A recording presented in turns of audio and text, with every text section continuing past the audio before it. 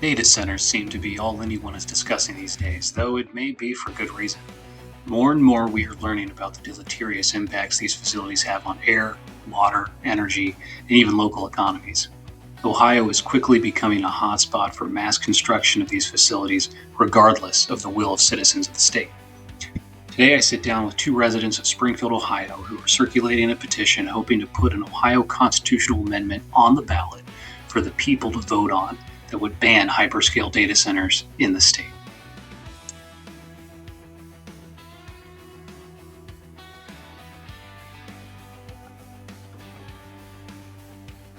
Thank you for joining me. This is Jeff Skinner, editor of the Ohio Register. I'm sitting down here with residents Melissa Rexroth and Nicole Bethel, who are both Springfield residents and circulators of a new Ohio amendment to ban hyperscale data centers. Nicole, Melissa, thank you for joining me today. Well, thank you. Thank you for having us. Yeah. So I'll turn it over to you guys. I'd like to know a little bit about why you decided to join this amendment push and become circulators. Nicole, do you want to go first, or I don't see you. There you are. Oh, sure. I can go first here. Hi. Okay. Hi. So the reason why I first starting to circulate the petitions was I started researching about these data centers because we have a small one in Springfield, and I started to see articles. I think when I first seen that the city had voted on a tax abatement, that was like in October of 2025. And I was like, I started hearing everybody saying, this is bad. This is really bad. And I honestly had just been kind of ignoring everything. So I was like, well, let me do my research. So I started researching, and then I started coming across a couple different universities articles. California was the big one that got me. The University of California in Riverside had done a study that lasted over 4 years, and they noticed that they started seeing all these data centers coming in like poor communities. And so they were like, well, this can't be good because of what's happening to the air, the water. So they started studying these. It was like a group of medical students, and they just started studying the residents of that area. And within 4 years, their health problems had quadrupled. So that's the first article that I seen that I was like, whoa. And so then I started researching, and I found out that the data center that we have is getting ready to start building 2 more large ones, what they call like a hyperscale, which if you see in the petition, we're talking about mega data centers. That's what we're talking about, because these 2, they're going to, Vulture is the company that started the first one, and they're going to lease out these other ones. So initially they started the small one, but then they had this huge space, and they just bought like 100 more acres, and they're going to just start leasing out data centers. I don't know how many, but I know that they said that when these 2 great big ones are going to start running, they're going to be running off of 16 generators. So it was like we started looking into the water and the air and the land and how much it just pollutes everything. And that's what really got us started. So that's what got me started.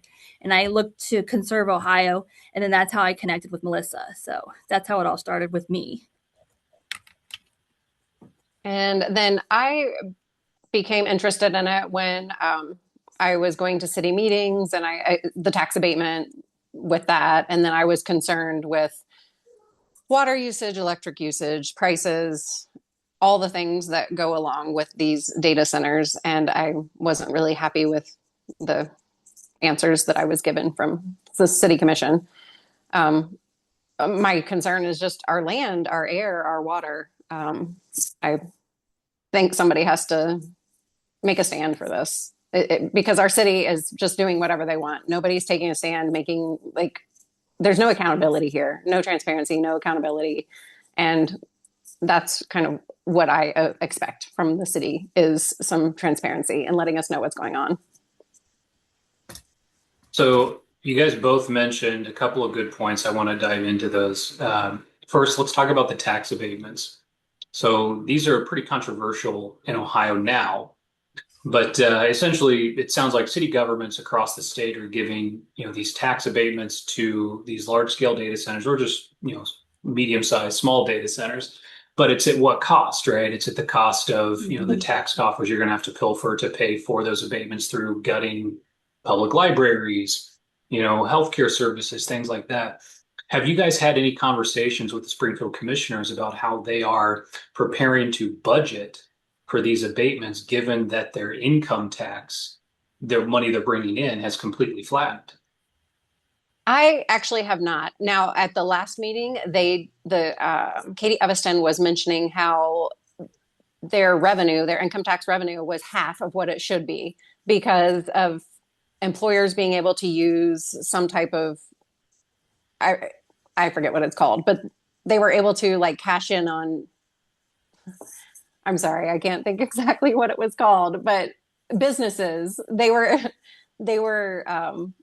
not giving, they were not paying as much as they were going to be. So Springfield got half of what they were coming from that too. So it's just, we're losing money in every which way. And when I ask the city commission questions, they never really answer me ever. So nobody knows what their plan is. I'll ask, but I don't expect an answer, to be honest with you. Despite that, it hasn't stopped them from spending, right? They had over $1 million they just spent on a utility meter program to bring in payment systems. And yeah, go ahead, Nicole. You're. Oh, no, I was just going to say, to add on to that, the tax abatement, I know that they were reporting that with the tax abatement that the data center will save, like, I think I had the number somewhere, but it's like somewhere around $6 million a year, which comes out to, like, in the 15 years, it's $95 million. So every year they're getting money from their employment, which I'm trying to decide. There's been two different numbers, like 20 jobs versus 120 jobs. So that's the only income that the city is going to get, is from their income tax. So it's going to be like Springfield will get $300,000 a year, give or take a few, numbers. And then I think Clark Shawnee, because of where it's located, they're going to get $70,000 a year. But I know Clark Shawnee is like threatening their students that they're going to cut all of their like sports because they don't have enough money and they can't get these levies passed. So it's just crazy to me that the county would also approve a property tax abatement when this data center is saving all of this money, and that property tax could have been going to somewhere instead of just back in their pockets. So it's quite strange to me. Yeah. Yeah. But I'm not a number person, so I don't get a lot of that. It just doesn't make sense by looking at it on paper. Well, and still to our viewers and listeners, I think it's important to note that these data centers, they talk a lot about the job growth that they might experience from it, but what has been found time and again is that these jobs are not permanent. The construction comes in, it builds the center facility. You may get 10 jobs, you may get 50, maybe at most you get 100, but there's no way to tell how long those last. Most of these data centers, they're designed to be self-sufficient. So the idea that you need long-term staff is, so I guess to Nicole, to your point, what you were saying, has either yourself or Melissa, have you asked the commissioners about their plans if their estimates are off? They're saying they might bring in $70,000 to $100,000, however much this is based on the number of expected employment or employees at these facilities. If those numbers are lower, they get less money. I did ask about like a clawback clause, and they said that there's a clawback clause to every abatement. Mm-hmm. Per se. So they said that is review kind of like group that's set up. That's all they said to me. Because I was asking that, like, what if this is not, going to produce the amount of money that you expected? are we going to make the data center reliable to pay back that money? So they pretty much just said that there's people that look into it once a year. So Okay, I guess good enough for government, right? Is it good enough for the people? We'll yes. see. So let's touch on another thing that was mentioned in this conversation, which is concerns over air and water. So as we all know, Springfield water has been historically, in my experience, I grew up there, pretty good. They Mhm. fought off water fluoridation for years and years and years and years, one of the few municipalities to do that successfully. Mhm. But now with these data centers, there's a new risk, which is PFAS exposure and cleaning solvents and who knows what else, proprietary compounds that might be circulating in those closed loop cooling systems. And that water has to go somewhere when it gets dumped. What's the answer from the Springfield commissioners in your guys' experience for how they're going to handle that? Well, I've asked that question, and Chris Moore, the director, I believe, of the water treatment plant, he was saying that their waste would go into their sinks and toilets. So the Springfield city did release their water treatment, like their water report. And as you said, their water is good so far. But last year, I believe, they were required to start measuring for the forever chemicals, the PFAS, and they are required to monitor 6 of them. So as of that report that they just rolled out, PFOS was shown positive in there. So the level it's showing is 2.8 right now, and it can go up to 4 legally. So out of the 6, only 1 is showing. Now, again, like you said, things are forever changing. How do we know what chemical we should actually be checking for? Maybe there's a new one that's going to be in there. We don't even know. But again, so they're checking the ones they're required to check for right now, and there is 1 right now. So that's a huge concern for me. I did bring up at the meeting, I asked, if the water has been tested around that site, if they're monitoring temperature, the flora, pH, all of that, because from researching, I found that any little disruption in the flora, in the pH, in the temperature, in the water level of these aquifers can cause really bad destruction to them. So I asked the city, has that water been tested? If they have like a maintenance schedule where they test this, and they said that they would get back with me. So I'm waiting. I guess I have another week before they can give me the answer. So hopefully I'll know something soon. Strange how that happens, right? You guys got to wait for your answers, but I'm sure, Oh, yeah. yes, Springfield 2051 doesn't have to wait. Oh, no. Yes. So let's talk about this amendment. So the amendment actually addresses hyperscale data centers, which is much large. Is this larger than what you guys have there in Springfield? And then why are we targeting with this amendment hyperscale rather than just a blanket all data centers?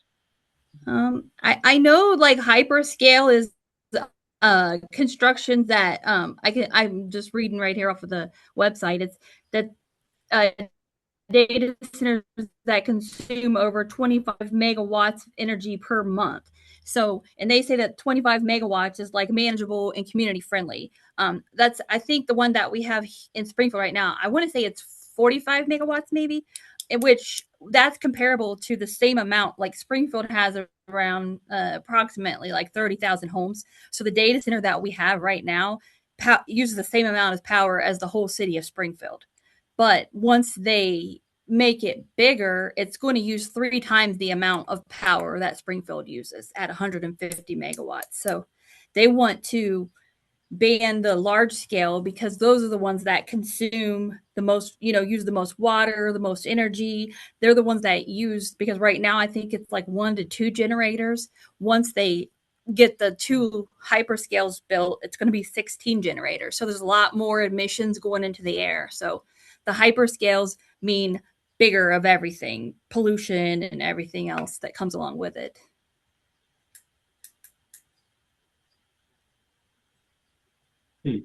Interesting there. So, go after the hyperscale because they're the bigger kind of users or the more um, we'll say abusive of the dynamic in terms of water, air. Is that sort of the guiding principle there? Yes. And, And and it, they say it's kind of hard. Oh, go ahead, Melissa. Sorry. no, you're fine. I was just going to mention it. They're also requiring more like transparency, accountability to the community where they can't sign NDAs behind the community's back. Like they have to be more transparent and let the communities know what's going on. And as far as not just banning all data centers have been around for years. This is nothing new. People think that we need them to be on the internet and, being on all the social media sites that everybody loves. That's not true. We've had them forever. We don't need these huge ones for that purpose.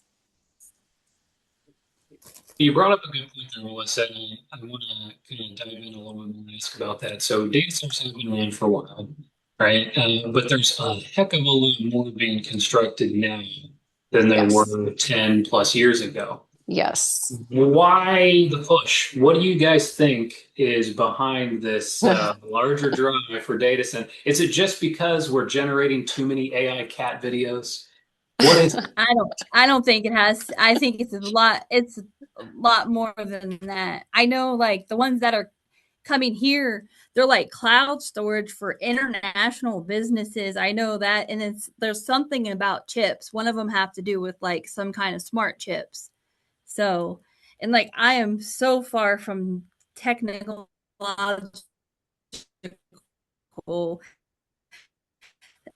I'm just learning all of this stuff as I go. It's still a lot. But yeah, the data centers that we have, the small ones, are good for the community. I mean, we need data centers to run certain things. A lot of medical equipment relies on that for their backups, and I don't know what the one out there actually performs, but I don't know a whole lot about what they do, but I know the effects that they have. So that's the big problem. Yeah, I think the 5C that's going to be coming there, that's the one that's going to be huge. And it's more of like the cloud, all the Mm-hmm. AI intelligence, different things that are going to be on there, things that none of us are ever going to have any access to. These are it's nothing that any of us will ever need. So this is not for us. That's my Yeah. personal opinion.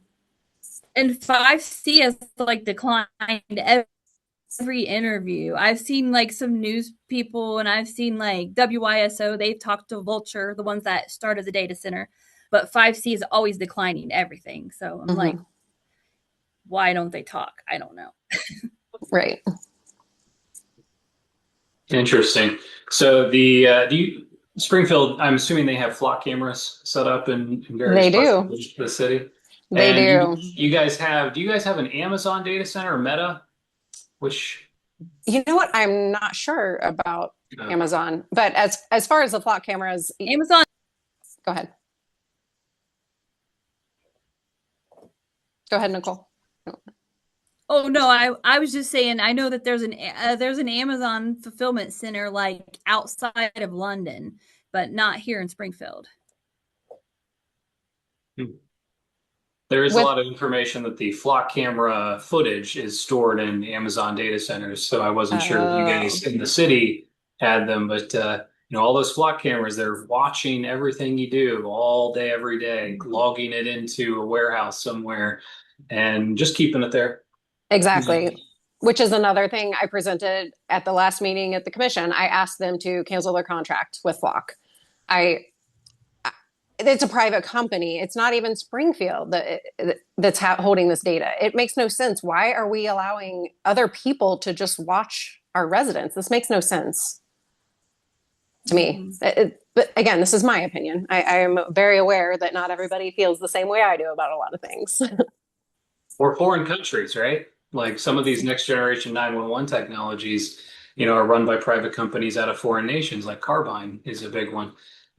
So, jumping off of that, I mean, let's talk about economic growth here, because it sounds like what I'm hearing is that we just really hate economic growth, right? I mean, the Dow's at 50,000. Shouldn't that be what we're talking about here? Isn't that what's really important?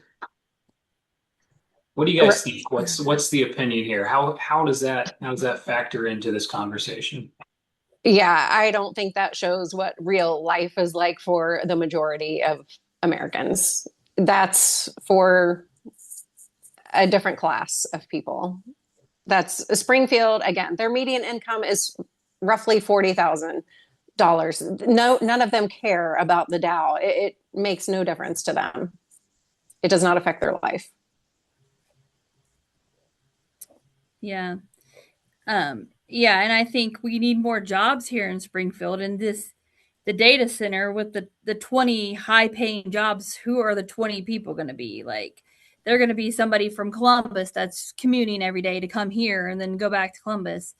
But I mean, it would have been great to see. We've got a lot of these, like, they call them food deserts, where there's like grocery stores, there's no grocery stores. Like, if they could have built something, on this side of town. Bechtel's so crowded and congested, and then they build all these brand new homes, and then these homes are surrounded by a data center. I for sure, I was like, oh, they're going to build a strip mall out there, start building stuff out there, Sam's Club, anything, like, not a data center. And to that note, there was a woman who was telling her story how she bought one of those homes and had no idea the data center was being built. And once she realized, she tried to back out of purchasing the home, and she was told, sure, you can back out, but you're going to lose your 30,000 down payment. So they're stuck. These people didn't even know that this was being built behind their home. Brand new home. Yeah. And it's I know a lot of people that had to leave Springfield during, because all of these houses went up for sale, and then people were buying them, selling them for like triple the amount that they were worth, renting them out. And a lot of people that I know, a lot of longtime renters that were evicted because they wanted to triple, raise their rent by 3 times as much as it had been. So, but the jobs, they say there's lots of jobs here. There's not a lot of jobs here in Springfield. So that's the thing. They should have brought something that could have brought some jobs.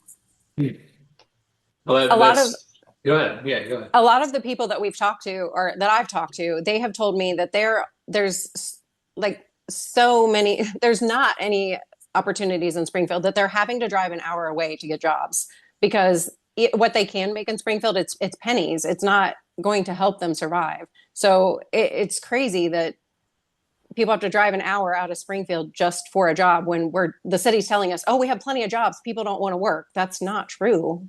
Not true at all. Yeah, that's exactly the point I was going to mention.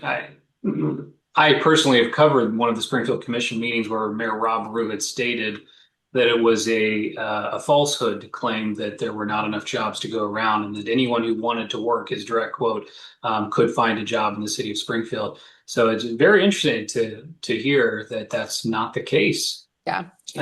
Yeah.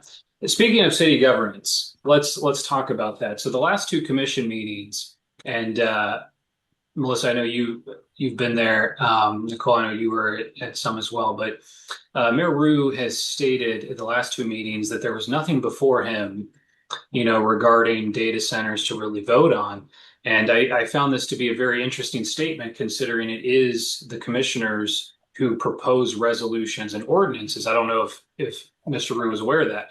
But so I guess the question is, do we feel that the city governance, the commissioners and the mayor, are doing enough to, do their due diligence to investigate long-term health impacts, air, water, land usage? Are they doing enough? Absolutely not. No. I asked them months ago, when I was first concerned about this. I've asked them, what research do they do before voting? What research do you do? One person answered me and said she just went by what they gave her on the sheet. And that, to me, if I was voting on something, I would be researching all which ways of it before I put my name on something and voted on it. I've asked them over and over, what are you doing to protect your citizens? And I get no answers to that. They are failing. They are failing their citizens. It's shocking to me. Yeah, because when I was out petitioning with my petition packet one night, we were downtown and the city officials were down there. It was like First Friday, and someone said, "Oh, I want you to talk to Tracy Tackett." And so I'm like, "Okay." So I go over there, and they're like, "Tracy, she has a petition about a data center," and she's trying to run for state representative. This is one of our city commissioners. She's our assistant mayor, and she looks at me and she goes, "What is a data center?" Like questioning me about, what I might know. So then, I'm trying to tell her like how terrible this data center, this issue is going to be. And she just keeps saying, well, Kyle Kohler told us closed loop is great. It's not going to use a lot of water. And then I tried to debate, why the closed loop is not good. And then finally she said, well, that information wasn't out when we voted. And that was that. And then that was all I heard from her. So, and then when I brought it up at the commission meeting, again, the first time I went down there, Rob Rue said he was amazed at how big it had gotten. He drove by there and it was so big. And I'm like, so which of course we know. I mean, they know. Someone just doesn't decide to build this huge area and the city doesn't know about it. And that was my argument, because I can't even put a fence in my yard without getting a permit, because I had to get a permit to put a privacy fence up. So come on now. Like, and that's the problem, that it's like, don't play silly when, just we need honest answers, and we need to know how you're going to protect us, because this whole, oh, we didn't know this was happening. Yes, you did. It's just down to that. Like, we're not dumb. That's just baffling, isn't it? It's always just surprise and confusion. You never really know what's going on, except ice, right? We knew something about that. Right. Oh, yes. They knew exactly when they were coming. Yeah, we had to push forth an immediate resolution on those masks. Right. That was really important. Right. I don't know about days. I don't know about days. Right. Just forever chemicals in our water. Who cares about that? Yeah, it's for sale. Right. Yeah. So let's talk petitions. So it sounds to me like what we've got in here with Springfield, we've got a situation on our hands where water and air is at risk. People's property values at risk. City governance isn't really giving us an outlet or an opportunity to protect our, sense of life, liberty, and pursuit of happiness here, as their constitutional oath would demand. So we move towards an amendment, right? Put it on for the people to vote. How do people get involved? How do they learn more about this constitutional amendment? How do they sign? Well, there's a group, Conserve Ohio. It was the Ohio Residents for Responsibility, or I always get that part mixed up. But they formed this group, Conserve Ohio. And that's where you get on the website. It will tell you all about the petition. It can tell you where people are posting locations. It has to be signed in person. You can sign it anywhere in Ohio. Like if you're out at a festival, you can sign it as long as each packet is county specific. So, and the signatures they need, it's over 440,000 signatures by July 1st. And of those signatures, they're percent of at least 44 counties, 4% of their voters' signatures of 44 counties inside of that 440,000. So they're really trying to hit the small towns, because like that 4% is like small. Springfield, we need 2,200 votes. And right now it's like we've gotten a lot of signatures, but we're nowhere near that to meet the 4%. So a lot of people are just not aware. So that's why Melissa and I are really getting out here trying to spread information. We're not trying to change people's minds. We just want people to know what's going on. And a lot of times people are like, no, I don't want to sign it. And then as soon as we explain about the water, the air, the sound pollution, we didn't even talk. But then they're like, oh yeah, I'm signing this. So yeah, and that to add to any of that. Yeah, I was just going to say it's conserveohio.com is the website for all that information. And then Nicole and I also started a Facebook page, Conserve Ohio Springfield. That way we could kind of update where we'll be, dates and times for signing events. Okay, so they can find information about where you will be to sign the petition on the website Conserve Ohio.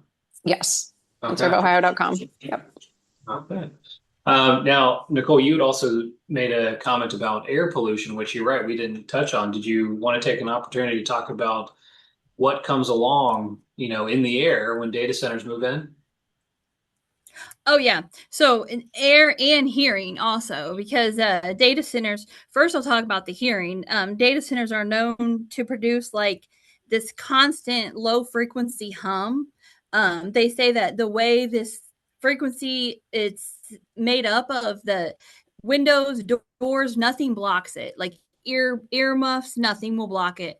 And they can reach up to 90 decibels of sound, which Springfield has a limit of for businesses they can't industry can't be over 50 decibels and anywhere near residents can't be over 45 decibels. So the data center is supposed to build some kind of like uh sound barrier, and they're supposed to prove that they can meet the sound barrier. So that's one. But the air pollution is the generators that they run, and they have to run those frequently to make sure that they're working.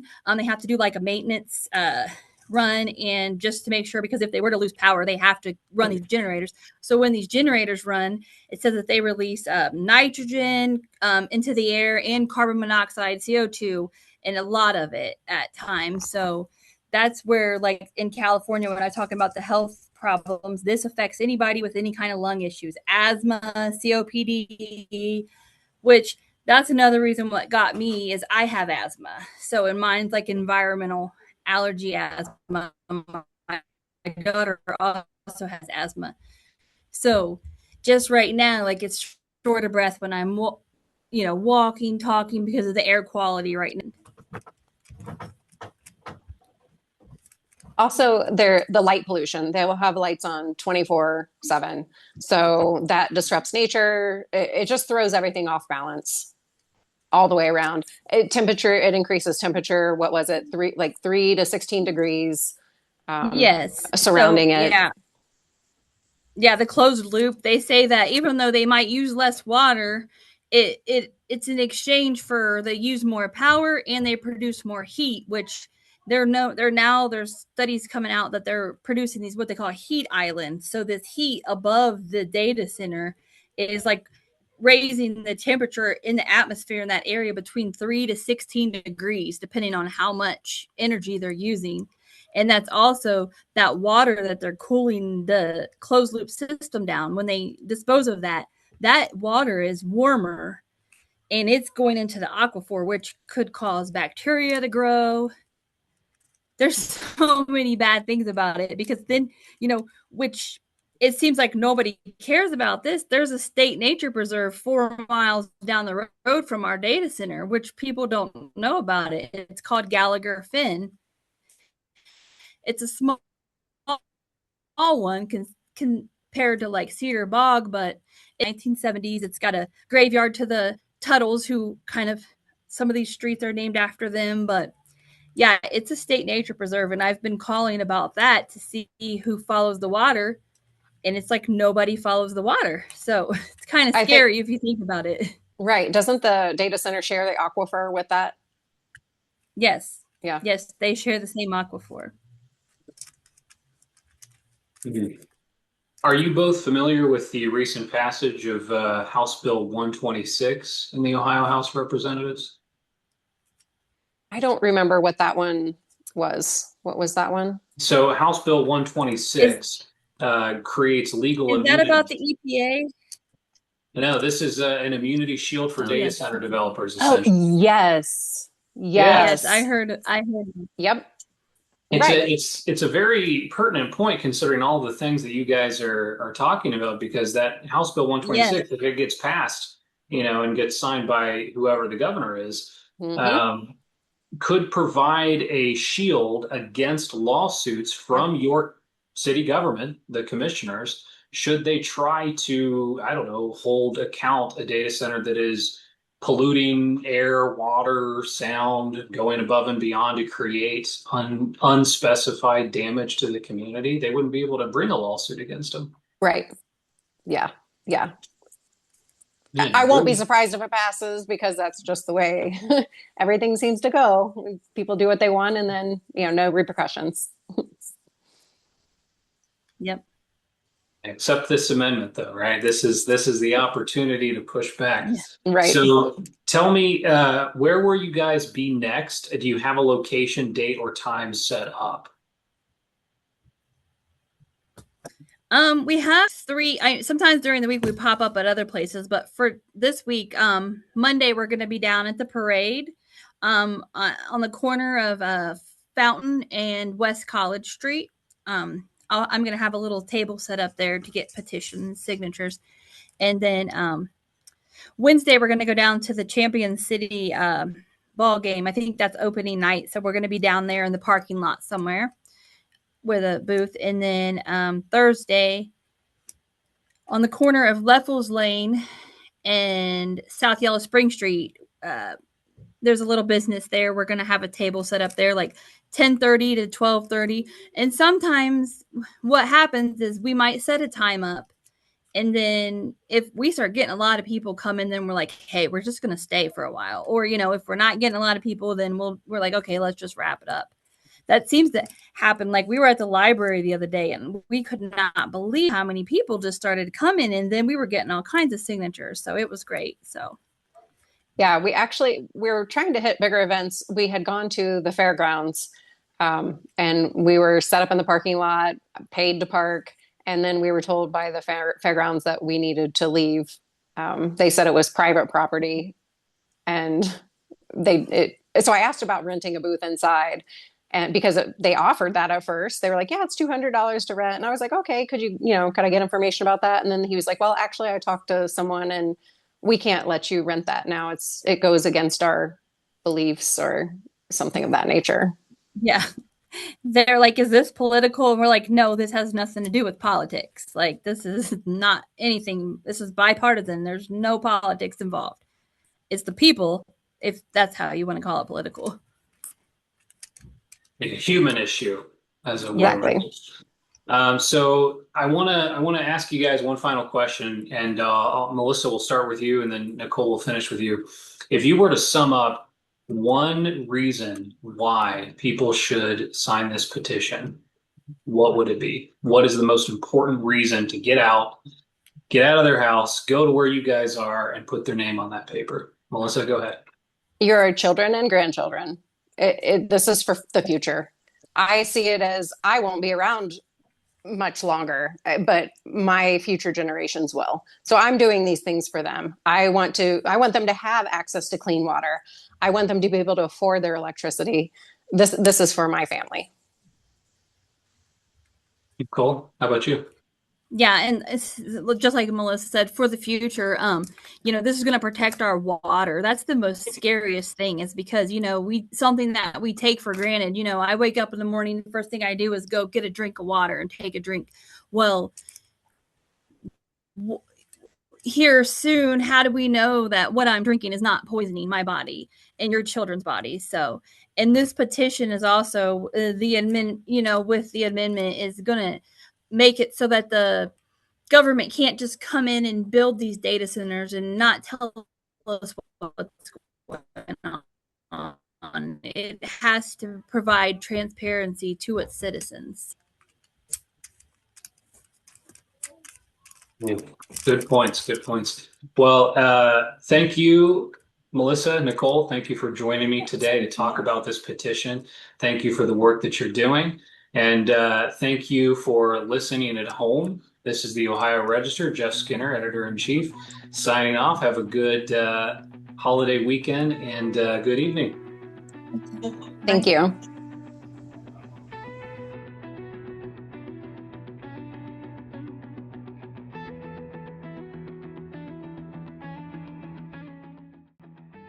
Those wanting to learn more about the amendment push, including upcoming signing dates and locations, can head to conserveohio.com. That's conserveohio.com.